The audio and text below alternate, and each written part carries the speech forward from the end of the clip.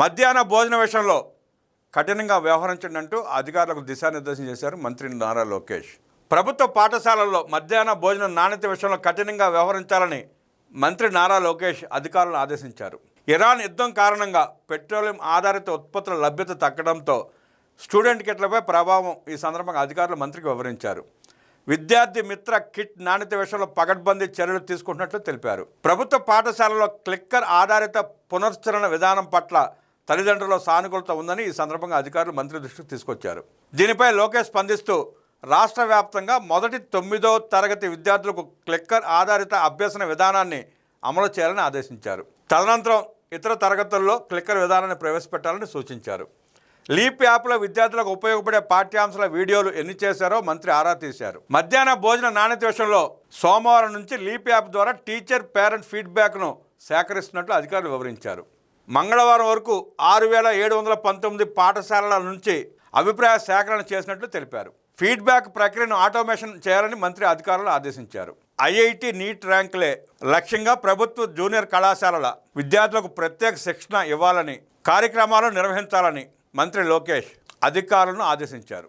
Intermediate ఉన్నత విద్య skill development శాఖల అధికారులతో మంత్రి లోకేష్ సమీక్షా సమావేశం నిర్వహించారు. ఈ సందర్భంగా లోకేష్ మాట్లాడుతూ ప్రతి రీజియన్ పరిధిలో 4 ఏపీ రెసిడెన్షియల్ 4 కేజీబీవీల్లో కోచింగ్ సెంటర్లు ఏర్పాటు చేసి ప్రత్యేక శిక్షణ ఇవ్వాలని ఆదేశించారు.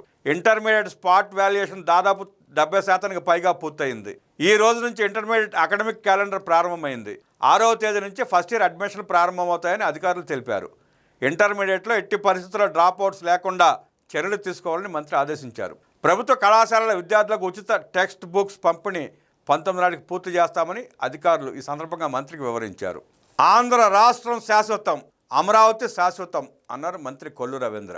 అమరావతి రాజధానిపై ఎవరు ఎన్ని కుట్రలు చేసినా ఏమీ చేయలేరని, ఆంధ్ర రాష్ట్ర ప్రయోజనాలే పరమావధిగా కూటమి ప్రభుత్వం అడుగులు వేస్తోందని మంత్రి కొల్లు రవీంద్ర స్పష్టం చేశారు. జగన్ రెడ్డి వంటి అరాచక శక్తులకు ఇకపై రాష్ట్రంలో చోటు లేదని ఘాటుగా వ్యాఖ్యానించారు మంత్రి కొల్లు రవీంద్ర. పూటకో మాట పూటకో వేషం అంటూ మండిపడ్డారు మంత్రి నిమ్మల రామానాయుడు.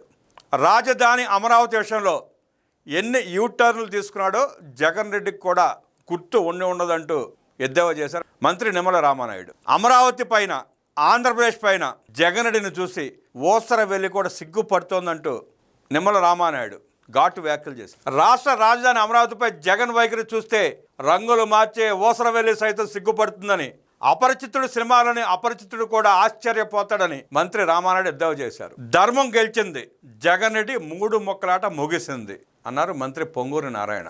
2028 ఆగస్టు నాటికి అమరావతిని పూర్తి చేస్తాం. ప్రజల ఆకాంక్షల మేరకు, ప్రజల ఆశల మేరకు అమరావతిని పూర్తి చేసి చూపిస్తామన్నారు పొంగూరు నారాయణ. లోక్సభలో అమరావతి రాజధానిని ఆమోదం పొందిన వైసీపీ నేతలు అవగాహన లేకుండా ప్లాట్లు ఖర్చులంటూ అర్థం లేని విమర్శలు చేస్తున్నారని మండిపడ్డారు. ఇప్పటికే 70,790 ప్లాట్లు కేటాయించామని, కేవలం 650 మందికి మాత్రమే పెండింగ్లో ఉన్నాయని, డేటా తెలుసుకోకుండా మాట్లాడటం మానుకోవాలని హితవు పలికారు.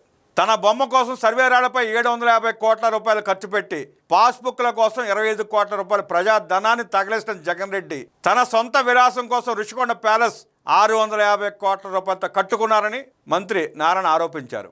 Amaravati 100% self sustainable project. ప్రభుత్వం దగ్గర ఉన్న 5,000 ఎకరాలు అమ్మి తీసుకున్న రుణాలు తీరుస్తామని, ప్రజలు పన్ను నుంచి ₹1 కూడా ఖర్చు చేయబోమని స్పష్టం చేశారు. 70,790 ప్లాట్లు రైతులకు కేటాయిస్తే రైతులకు ప్లాట్లు కేటాయించలేదని అబద్ధాలు వల్లి వేస్తున్న వైఎస్ఆర్ కాంగ్రెస్ పార్టీ నాయకులు ఇకనైనా వాస్తవాలు తెలుసుకుని, మీకు తెలుసుకొని మాట్లాడతారు, అది వేరే సంగతి. మీకు ఏం జరుగుతుందో, ఏం జరగబోతా ఉందో, మీ రాజకీయ భవిష్యత్తు ఏంటో, మీ పరిస్థితి ఏంటో, మీ పార్టీ పరిస్థితి ఏంటో, జగన్మోహన్ రెడ్డి ఏ జైలుకు వెళ్ళబోతున్నాడో మీకు స్పష్టంగా తెలిసిన ఆ 4 అబద్ధాలు చెప్పకపోతే మెట్టుతో జగన్ రెడ్డి ఎక్కడ కొడతాడన్న భయంతో మీరు అబద్ధాలు ఆడుతున్నారన్న సంగతి ప్రజలకు స్పష్టంగా తెలుసు. 70,790 ప్లాట్లు రైతులకు కేటాయించిన పార్లమెంట్లో అంశాన్ని ఎత్తారంటే ఆ అంశాన్ని లేవనెత్తిన వ్యక్తికి పార్లమెంట్ సభ్యుడిగా ఉండే అర్హత ఉందా అని ప్రజలు ప్రశ్నిస్తున్నారు. చీప్ లిక్కర్ తయారు చేసి ప్రజల ప్రాణాలు తీసిన ఆ దుర్మార్గుడికి ఎంపీగా ఉండే అర్హత ఉందా అని ప్రజలు నిలదీస్తున్నారు. 30,000 మందికి పైగా రైతులు అమరావతి కోసం త్యాగం చేస్తే వారికి 70,790 ప్లాట్లు కేటాయించిన తర్వాత ఇంకా సుమారుగా 650 మంది మాత్రమే ప్లాట్లు కేటాయించాల్సిన ఉంది. అవి కూడా కొన్ని చిక్కుముడుల వల్ల కొన్ని కేసుల వల్ల పెండింగ్లో పడ్డా తప్ప వేరేది ఏమీ లేదు. అవి కూడా ఒకటి క్లియర్ చేసుకుంటా వారికి కూడా అప్పగించే పరిస్థితి త్వరలోనే ఉంది.